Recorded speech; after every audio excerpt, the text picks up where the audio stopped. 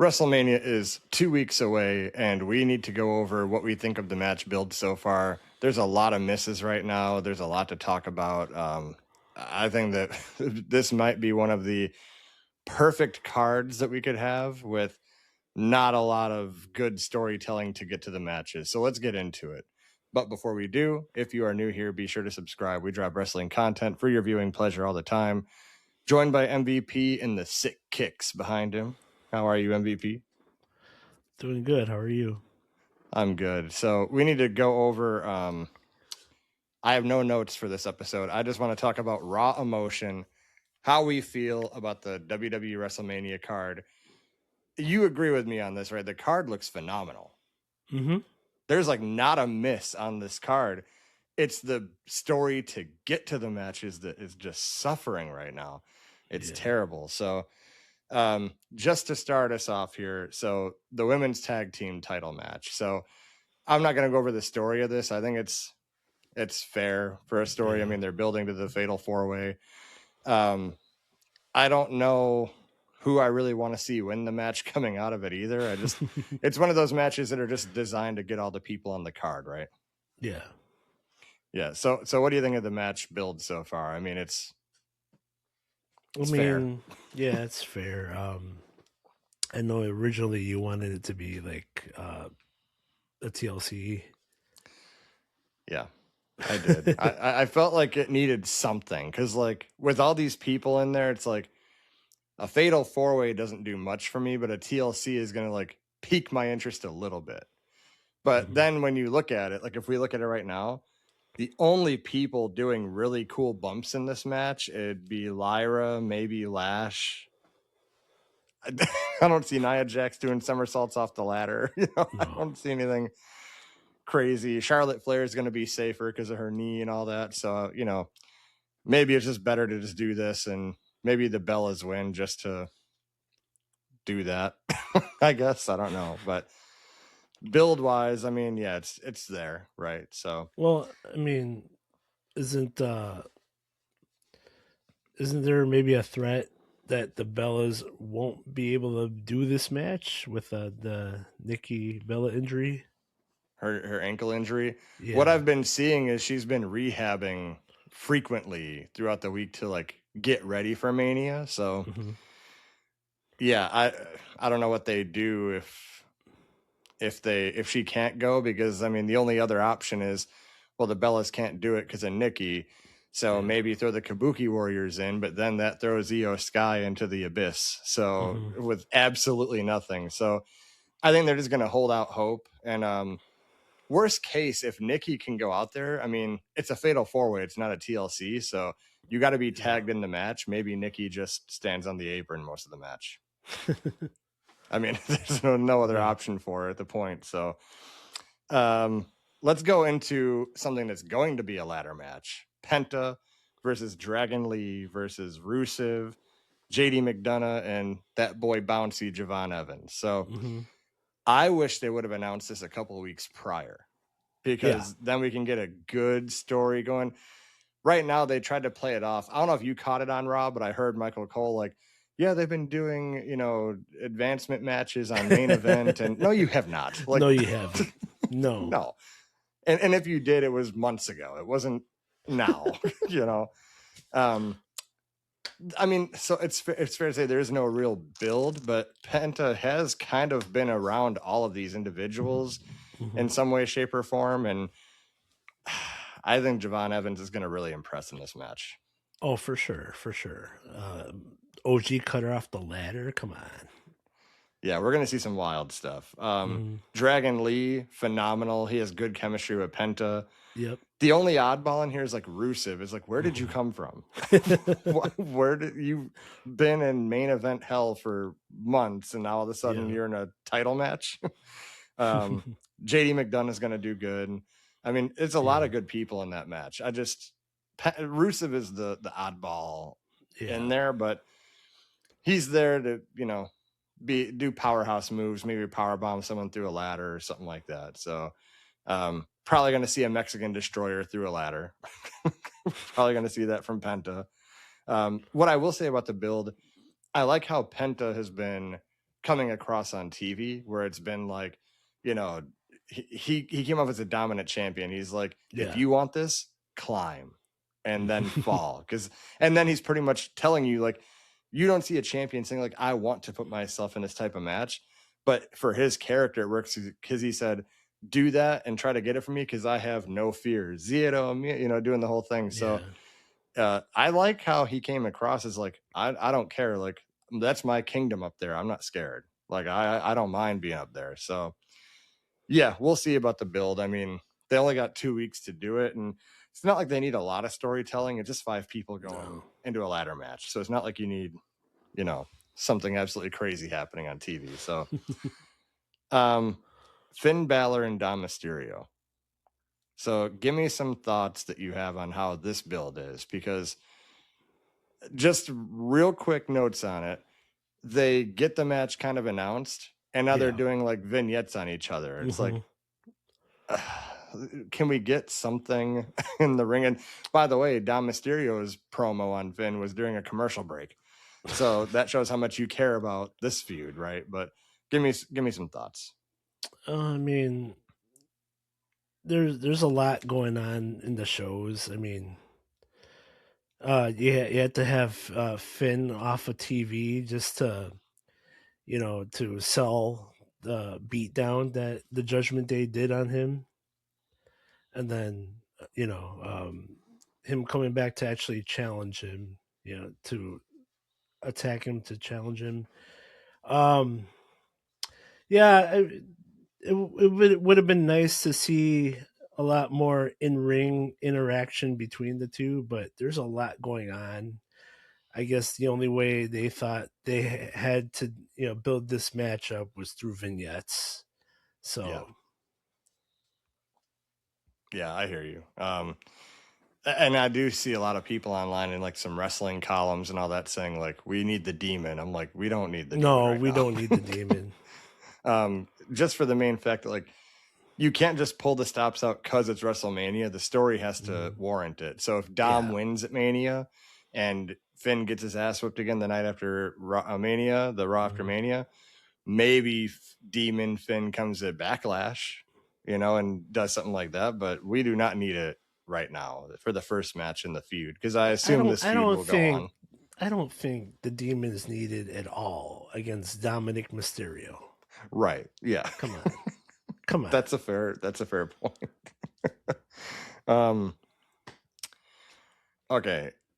So we agree like that. I mean, it'll be a good match, but I mean, the build is, it's one of those where like it should be focused more prominently because it's like a 2-year story. Yeah. Right. It's not like this blow off thing. So it's like, I get there's not a lot of time on TV, but like, you can plan better. Like, you can if you wanted to. I mean, you do so many commercial breaks and all that. Like, if you watch Raw on Netflix, if you're not using a VPN, right? If you're just watching the American version, it feels like every 8 minutes is a commercial break. I'm like, dude, this is like already? Like, I just had a commercial break. But moving on, AJ Lee versus Becky Lynch for the Intercontinental Championship. You know, when it comes to this build, I'll tell you this.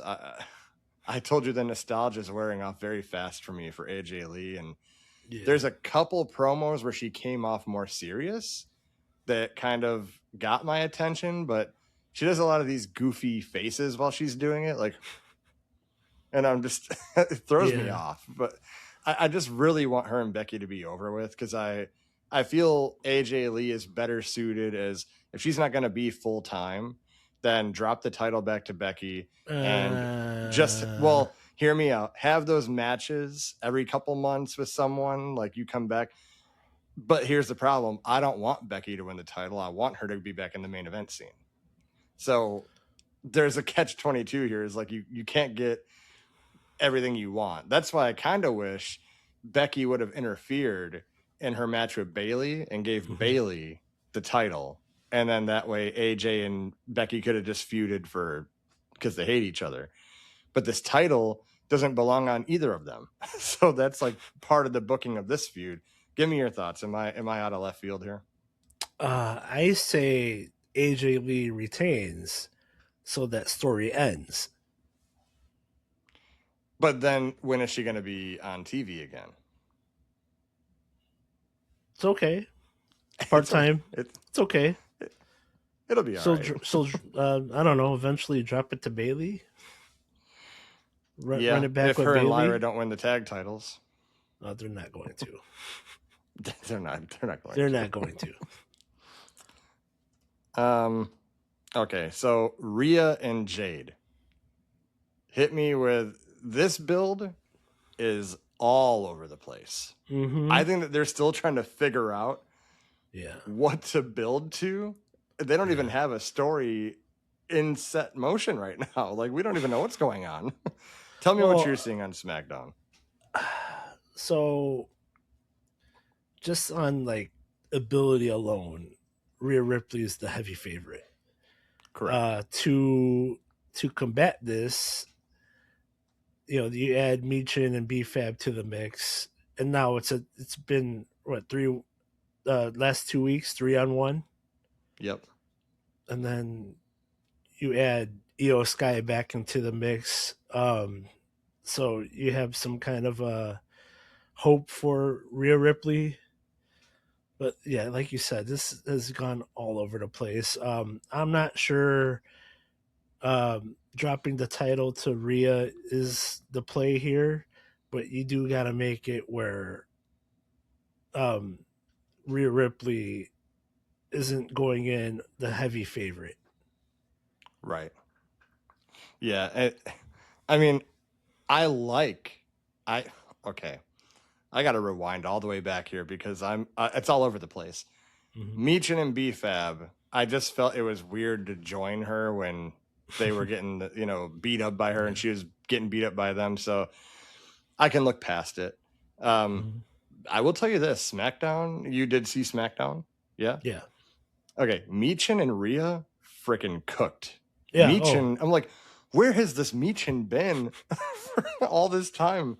Like, you could have been in here putting on these bangers of people. Like, no one knew what you were capable of. Very good match. I like that Rhea has to face B-Fab and then Michin.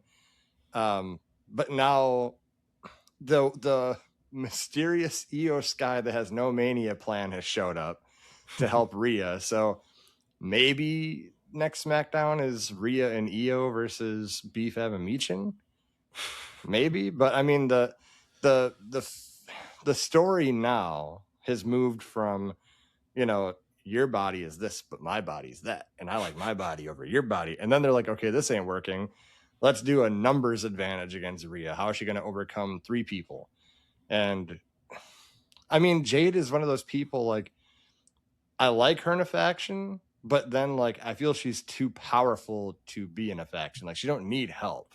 Like, she's a dominant individual. So yeah, Rhea is, like you said, the heavy favorite in here to win that match. But I just think Jade has to retain in this one. I think she's got to come out of Mania as champion. And I think they're really holding out for Bianca Belair, because when Bianca Belair comes back, it would mean more if Jade had the title, in my opinion.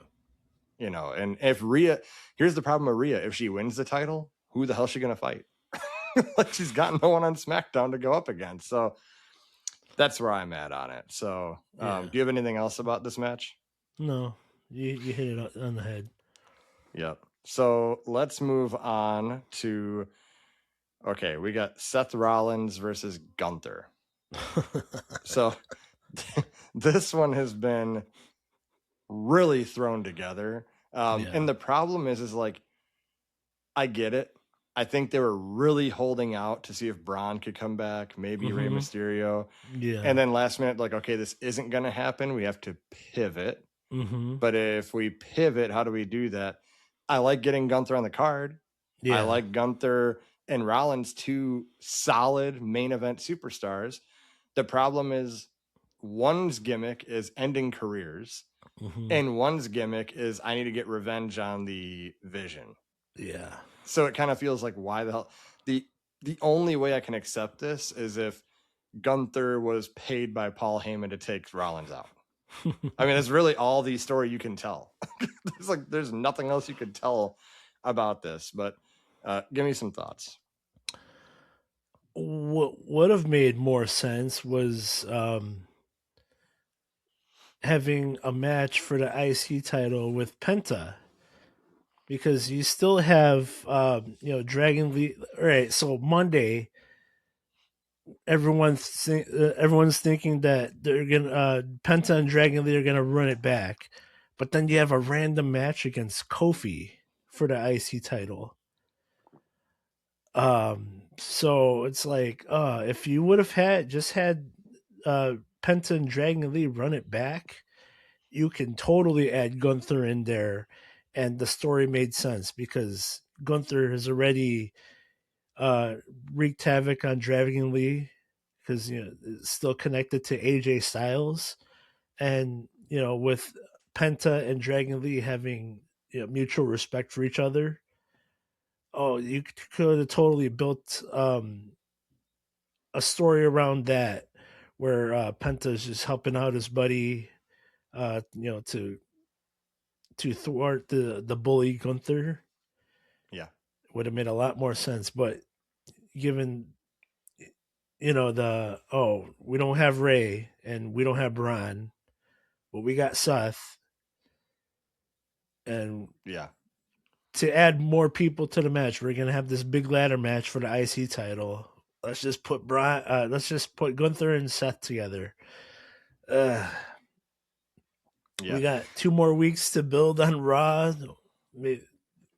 Uh, I don't know how you make this make sense. I really don't. That's what I'm saying. Like, Paul Heyman has already threatened to adopt his daughter. And so he's already involved. And You then might as so well just say, you're just gonna drop your pursuit against the Vision because Gunther pulled you out of the ring and yeah. just choked you out.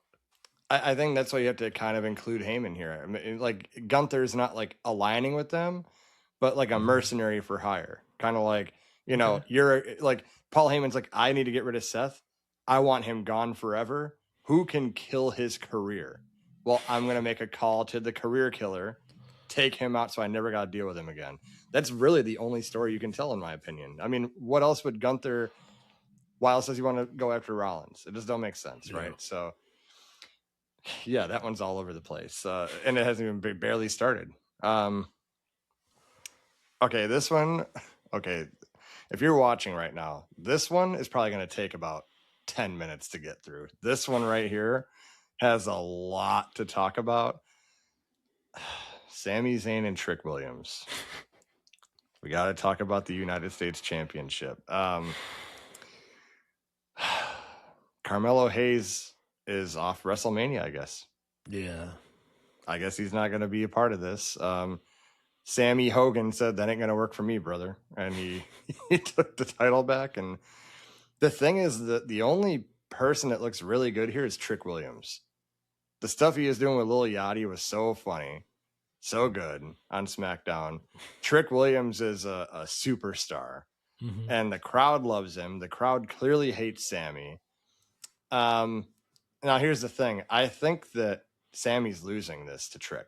I don't think there's any other option, but he has to drop it to Trick Williams. And I think instead of just doing Carmelo versus Trick at Mania, I think they want that feud to be a long-term feud. I think they like those two together. So maybe they took the title off Carmelo so that he can feud with Trick for it after Mania. And Sami Zayn is weirdly like this dominant, like Hulk Hogan type, like I'll just get whatever I want, but also just this transitional piece. Like, how do we get to Trick and Carmelo after Mania? We'll just put it on Sami Zayn since he's already got stuff with Trick, have them fight, Trick will get the title, and then move on to Trick and Carmelo maybe in a couple months. So that's kind of how I see it.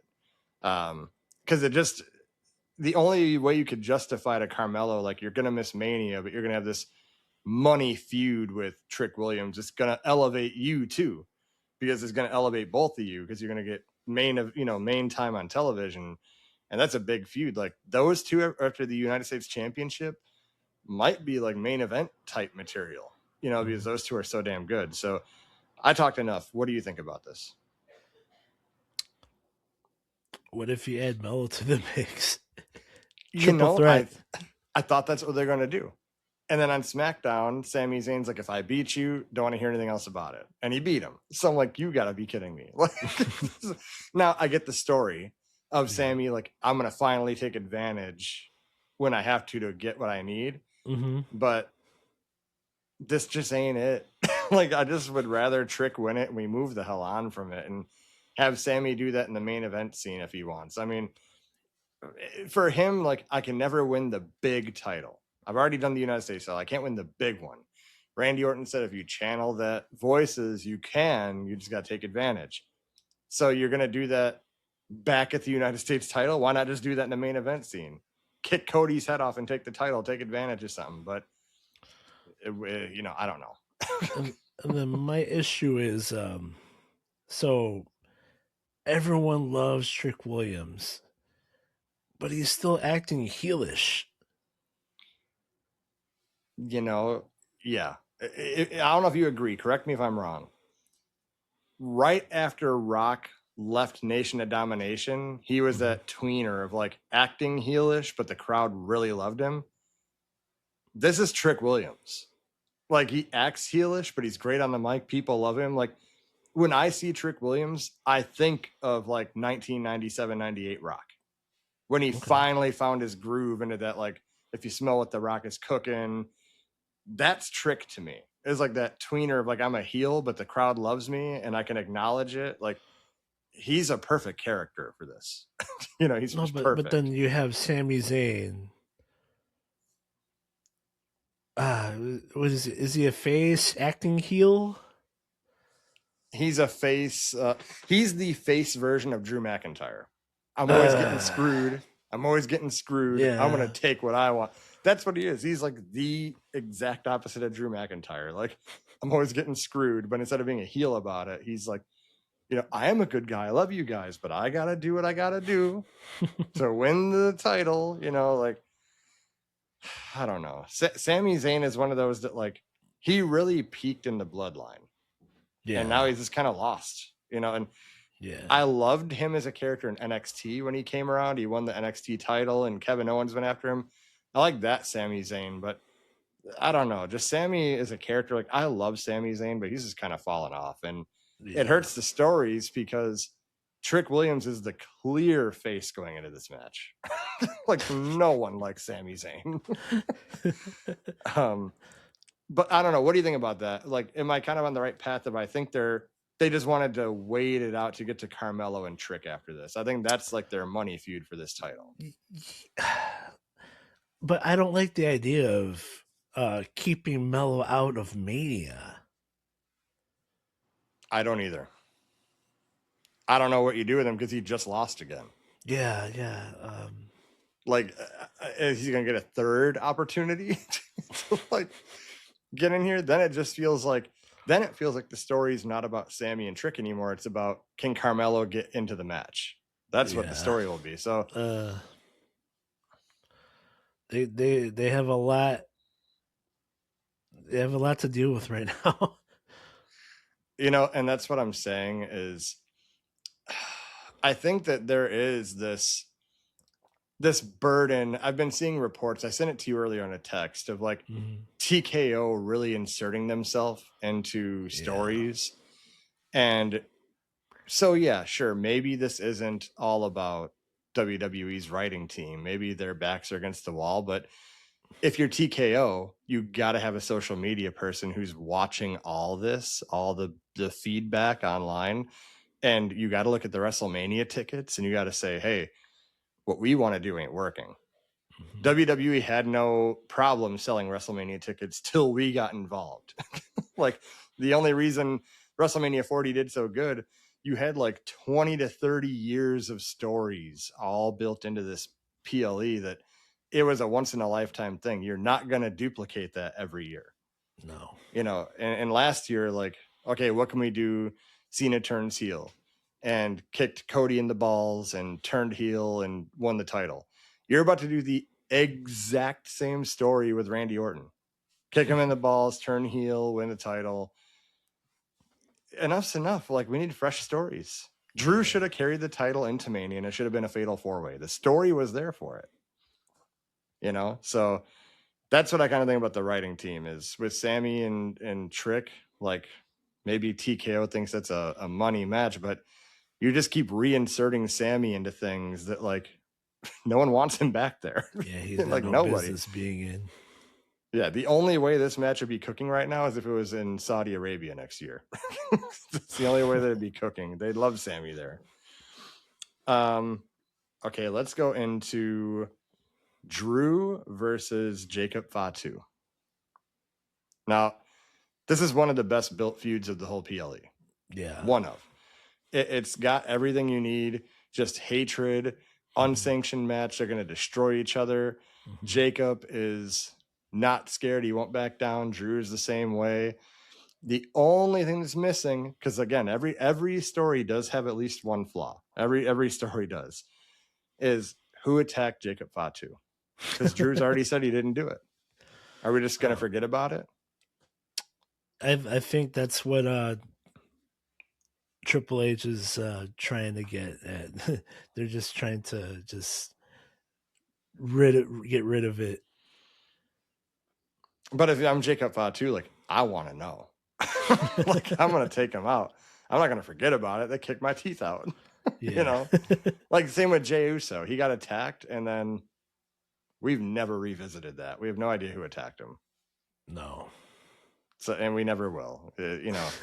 But with this match, I love how they just keep going at each other and at each other. Yeah. It was very smart on SmackDown to have vignettes from both of them because you don't want to overkill the match before the match. Like you've already fallen off a building together.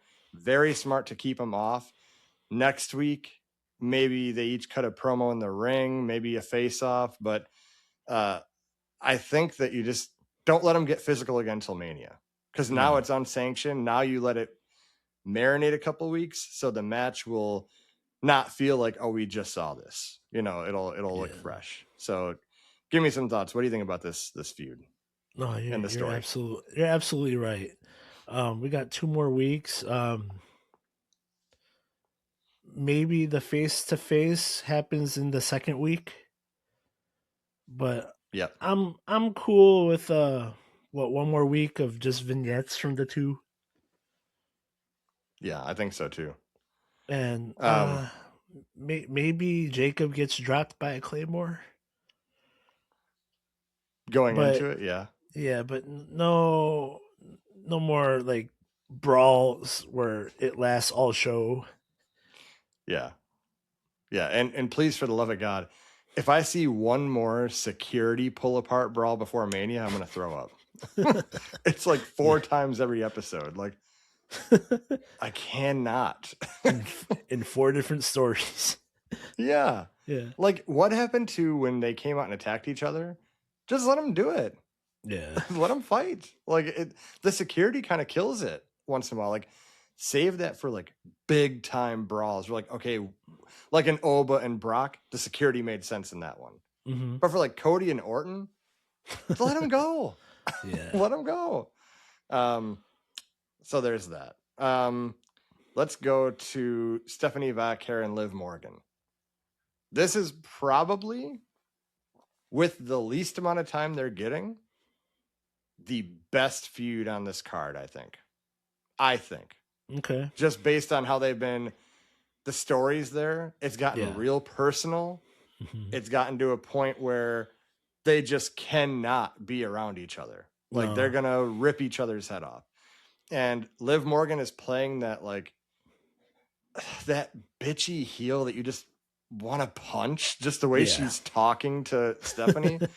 And here's the thing with the build, though, is it's been great because Dominic Mysterio was involved in a couple of those segments to translate. I know the language barrier hurts Stephanie in, like, face-to-face promos because she'll get cooked because she doesn't know what she's saying in English. As good as Liv Morgan anyway. So I think that you kind of have to have Liv Morgan win that match because, I mean, what is Stephanie going to do after that? She's already kind of had these, like, feuds going into this that nothing resonated, you know?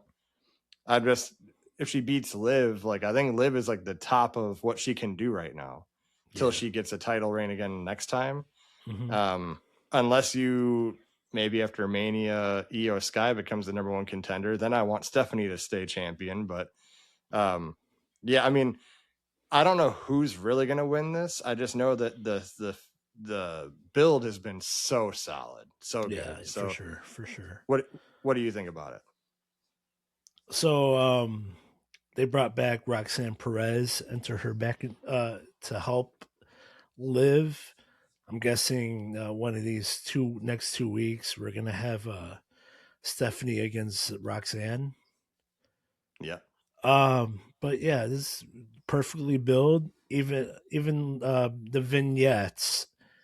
Liv cut the best promo of her career in that one vignette. I'm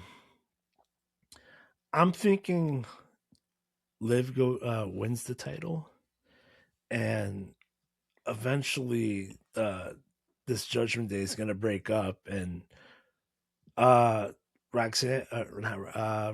Rodriguez has to find a way to be in a feud with Liv. Originally, I wanted that to be the match at Mania, match. but yeah, but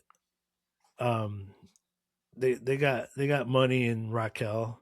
Right now, Stephanie Valkyries, she's great, but her title run just hasn't been it because they got no one for her to really go against. Yeah, I don't know about you. I'm seeing Liv winning the title at Mania. So you reminded me, like, as I'm ranting on, like I did forget to bring up the Roxanne piece. Now, why bring her back 2 weeks before Mania? If she's already going to come back, you might as well just save her for the Raw after Mania. I think that there's a reason she's back in this. Maybe she costs Liv the title at Mania. Maybe she turns on Liv. Okay. That leads to the whole breaking up storyline. I mean, I just feel like why bring Roxanne back? Now, like, yeah, obviously maybe make it this numbers game against Stephanie. Like, how can Stephanie overcome? But I just feel like you could have done that already with Roxanne. Like, there's a point of like 2 weeks before Mania. If she didn't get cleared till like 2 weeks ago, then just save her for the Raw after Mania. Have that be one of your returns, right? Well, but even with the great mic work that Liv has been doing, she's easily not the favorite going into this match. You know what I mean? Yeah. So, I mean, Stephanie's been getting beat down. What more than to have more numbers against her to really make it feel like, oh, Liv's gonna take this thing. Yeah. I see that too, and maybe I'm just looking too much into it. But and then because Raquel had a thing with Io on Raw. They don't usually double dip with the women, so they're like, oh, let's bring Roxanne back. I get what you're saying. Yeah. I get what you're saying, but I think it needed to be done. Yeah. And like I said, I think you're right on that. Maybe I'm looking into it. That's just my thinking is like, well, it's only 2 weeks out from Mania. Just have her return at Mania maybe to help Liv, or have her return to Raw after Mania to celebrate her. That's just how I saw it. But yeah, maybe you are right. Maybe it's just to, pull up this, like, how is Stephanie going to overcome and stuff like that. So next, I think the most important match of this whole card, Oba Femi versus Brock Lesnar. This has been almost perfect. Almost. Like, I can't ever give anything perfect, but maybe it is. I don't know. It's been really good. Maybe it is perfect because Oba has looked dominant. I was kind of hoping Brock would get one up on him this past Monday, but I do like how it went down. Although Triple H just said, "Oh, there's money here. I better get myself out there. I better get in that ring. Show I'm part of it." I think Oba and Brock are gonna cook. there's really no option here. If you let Oba lose here, it hurts him a lot, in my opinion. You can't do that. You got to have Oba come out here victorious. I do like how, Brock was always the one that would circle the ring and like make people wait. Yeah. Did you notice that was Oba this week? Yeah, He for made sure. Brock wait for him. I'm like, oh man, dude, he's what a beast. He threw Adam Pearce into the rail. Yeah. He threw that one guy to the moon, the security guard. That guy went to the hospital after that. He probably dislocated every bone in his pelvis. But, I love the build. I love the monster versus monster. Vince McMahon loved big guys and big guys. He would absolutely pleasure himself to the thought of this match because it's just one of those big monsters versus big monsters. It's going to be a great match. So hit me with some thoughts you got on it. So Brock is going to be at Raw the next 2 weeks. Yep. One of these weeks, Oba has to be on his ass. Has to be on his ass. Yep. That doesn't hurt him. I mean, because it's Brock Lesnar. But do that now, like you said, because if Oba just destroys him till Mania and Brock wins, that hurts Oba so bad. Yeah, it does. That's just how I feel. No, it totally does. It's like, then you have his number.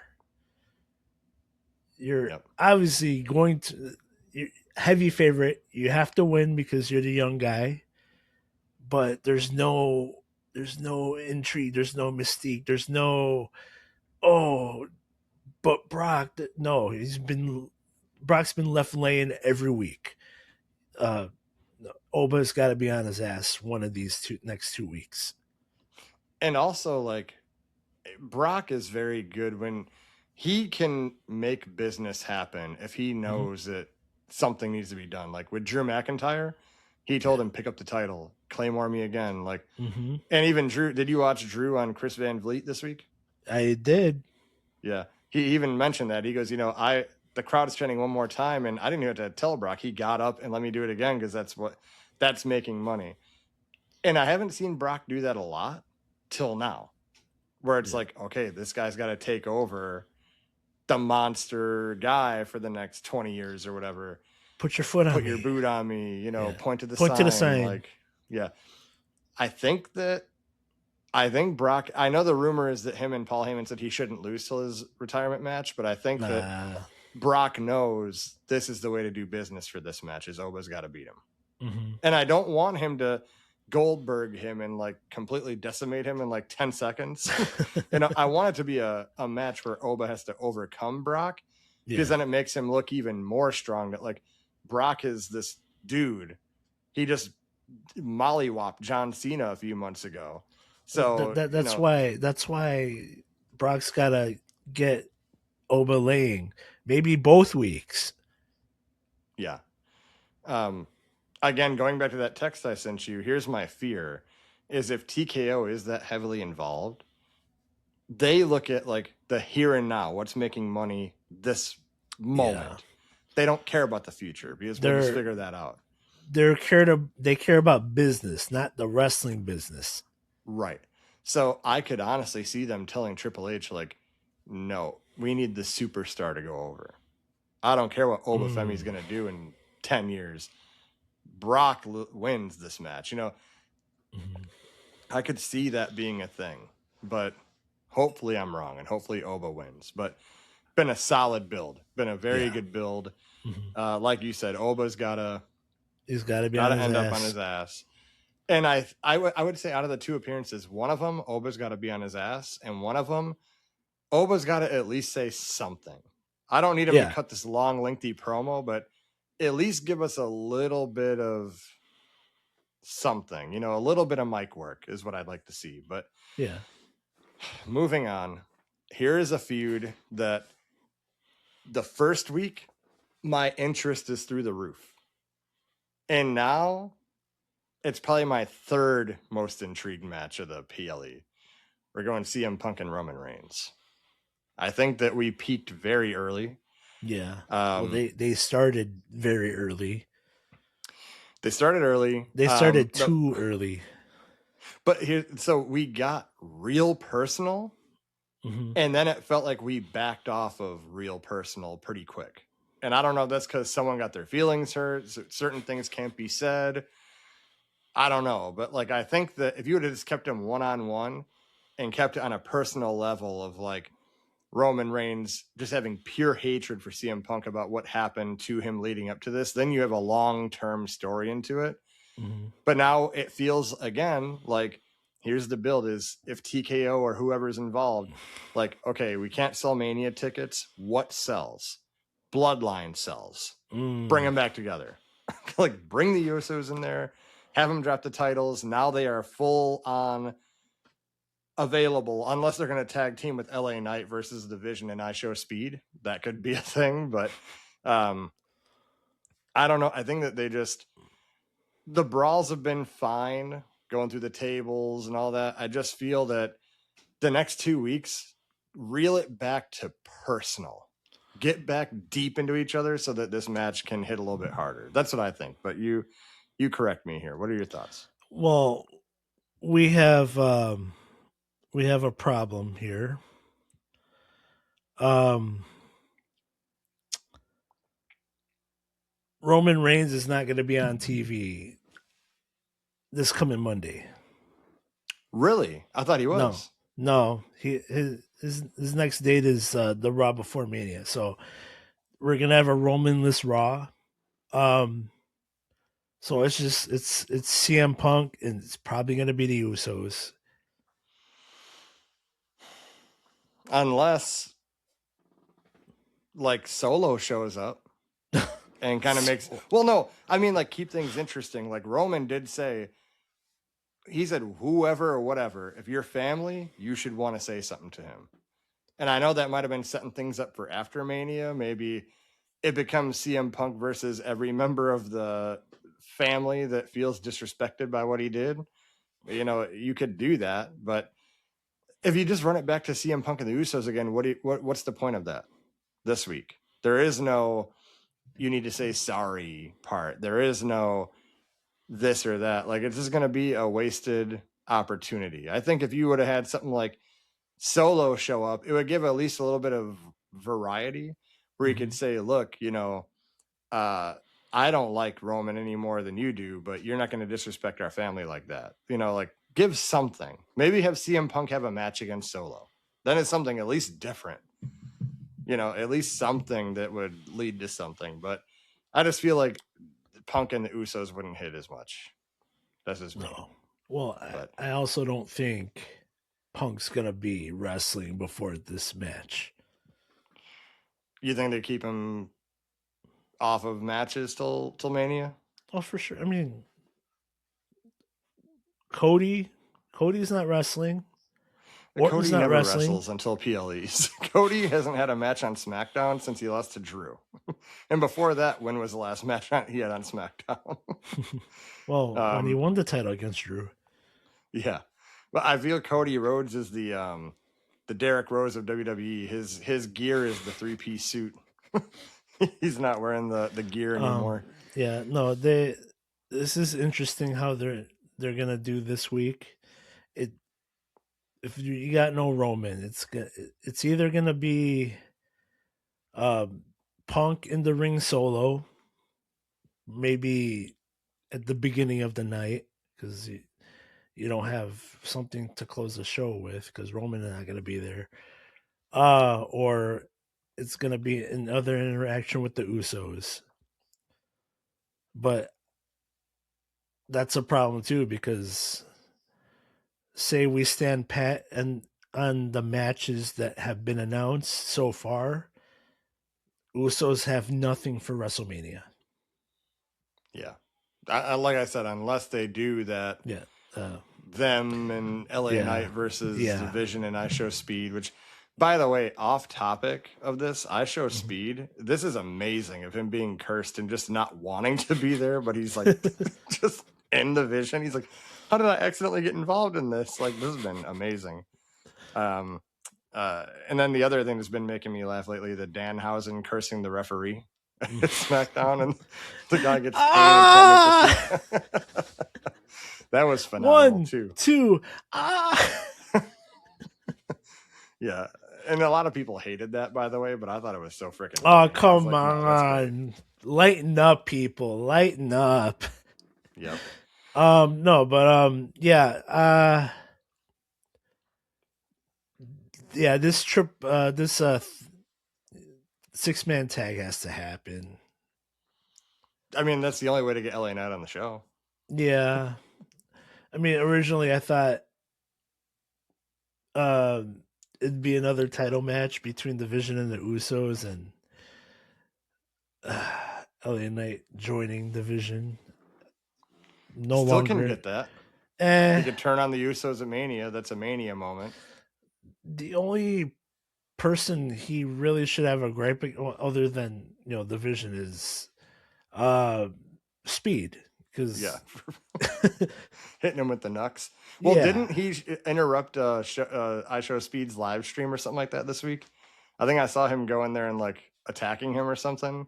Really? I got to look and see if that might have been AI. I'm not sure. So if you're watching, like, I do my due diligence. I saw a picture of LA Knight on the set there. So let me know in the comments if that was real or not. But okay, so this one is going to be the finale of the episode, but the most to talk about, I think, because of SmackDown. But Randy Orton versus the American Nightmare, Cody Rhodes. Right. Before you get started, we both saw the Chris Van Vliet Drew McIntyre interview. Yes. This match shouldn't even happen. Because Cody was not supposed to get a rematch for the title as long as Drew McIntyre was champion. You know what? And he brought up a good point to you, what you're saying, because on TV they played it out like Cody would have to earn a title through like a Rumble or all that. But Drew said, no, the contract says no more title match. So it doesn't mean you get to fight the Rumble to get a title match. It says no title matches while I'm champion. Yeah. So, I agree with Drew. I'm Team Drew in this. I'm Team Drew as well. This match shouldn't even happen. But it is. But it Proceed. is. And here's the other kicker. This has 20 years of history. Yes. This sells itself. Everyone has been saying for how long, get this match. Why do we need Jelly Roll and Pat McAfee involved? Why can't they just do it on their own? Like, they can do it. Randy Orton, did you see the promo in the beginning before Pat McAfee came out? It was so good. Yeah. He's so good. Yeah. And then why do you need McAfee? Why? Why? Okay, so with McAfee, with McAfee, the promo was very good. It had a lot of thoughts that a lot of us have. It's like CM Punk said, right message, wrong messenger. That is not the person to give you that promo. The right person would have been a generational talent. Yeah. Yeah. Okay, imagine that promo coming from Kevin Owens' lips. No, I meant. But I mean, like, if that, because we thought it was going to be Kevin Owens. No, is what I mean. I didn't think it was. Oh, well, last week maybe I told you it was me that it was going to be Kevin Owens. It had to for it to have any kind of impact. It should have been like maybe they brought back Ted Jr. Maybe they bring back Shane McMahon. Hell, fucking Cowboy Bob Orton. You know what? Shane McMahon hitting that would have been, it would have felt more like FTKO. It would have felt more like, this isn't the wrestling that we gave you, the great wrestling the McMahons gave you. Like, this is what we need. This Cody Rhodes champion is bullshit and all that. Like, that would have been pretty good to have him cut that promo too. But it's Pat McAfee. Hell, Solo could have came out and delivered that. He could have. But no, we get the punter from the NFL. Pat McAfee. I think TKO was like, who can cut the promo? What is Randy Orton? One of his finishing moves, the punt. We need a punter. Get McAfee. Call McAfee. I just don't. It kind of feels like McAfee, just based on how this happened on SmackDown, he's become like the mouthpiece for Randy Orton, and I don't like that. I don't, because Randy can cut promos on his own. He don't need McAfee to come out and be the mouthpiece. That kind of hurts this whole thing. Because now you're gonna have McAfee come out with Orton at Mania. We're in another Travis Scott situation, another celebrity ruining the main event. And he's barely a celebrity. Yeah, like he's only a celebrity to people like us that know him. Like if I ask my wife, and what do you Indiana think of Pat people. McAfee? Yeah, I'll tell my wife, what do you think of Pat McAfee? She'll say, I don't know. Who? what? She'll say McAfee, like the internet protector thing. No, honey, no. But then Cody cut his promo. Now I'm going to ask you, there are rumors online that TKO wanted Pat McAfee because they think there's star power there. It'll sell tickets. And WWE's retort was telling Cody, go shoot from the hip, whatever you want to say, go take care of it for us. And then he dropped that. What are you going to do? Fire me? That worked out great for you before.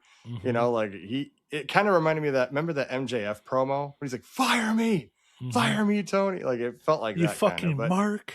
Yeah. So Cody, that was a great promo.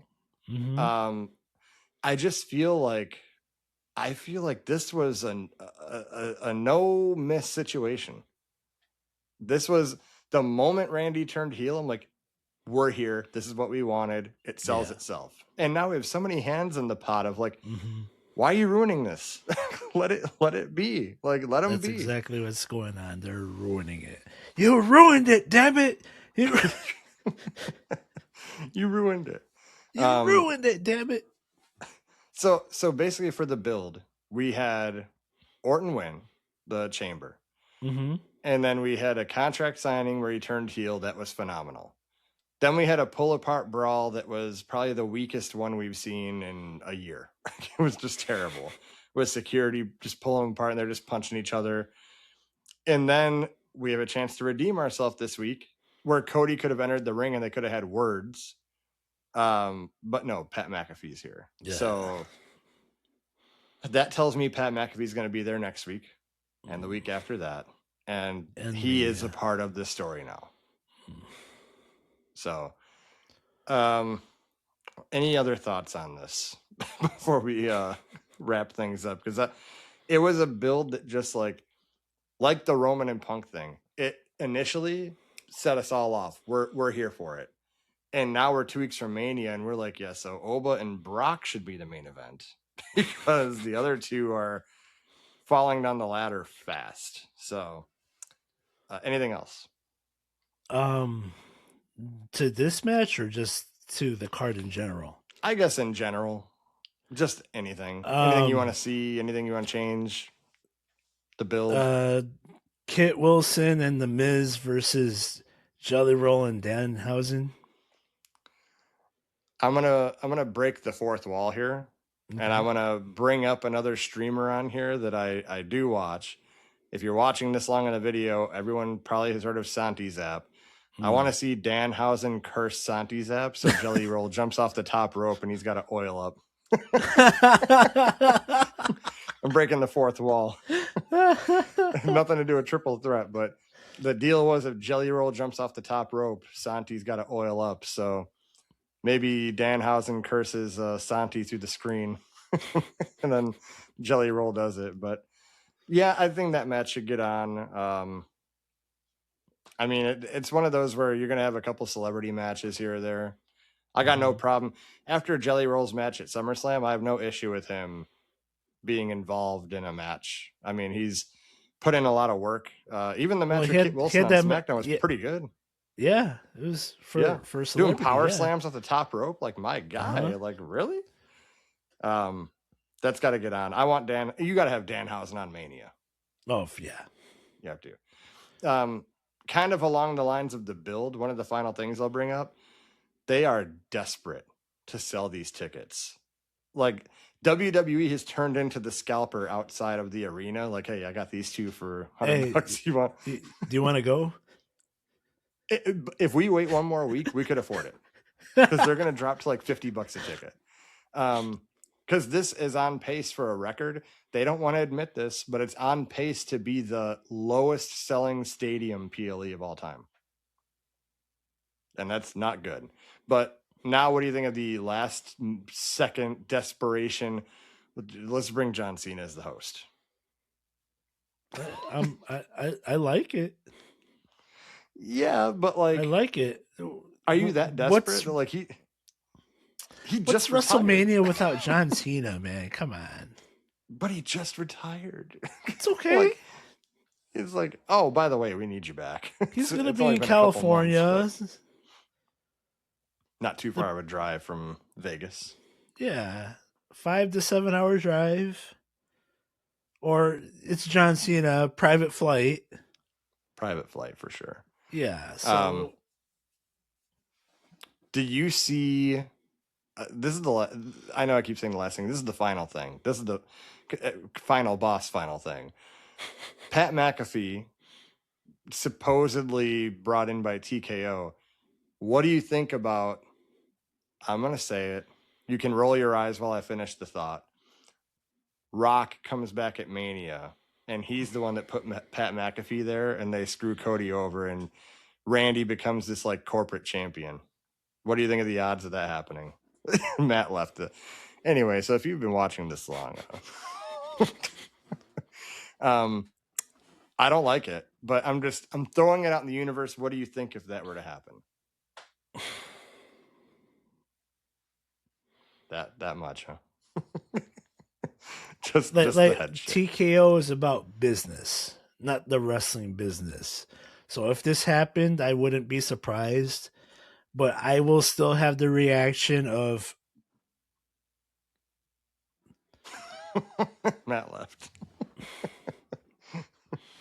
Yeah, I don't blame you. So if you've been watching along this far in the video, drop in the comments what you think of the build to the PLE has been.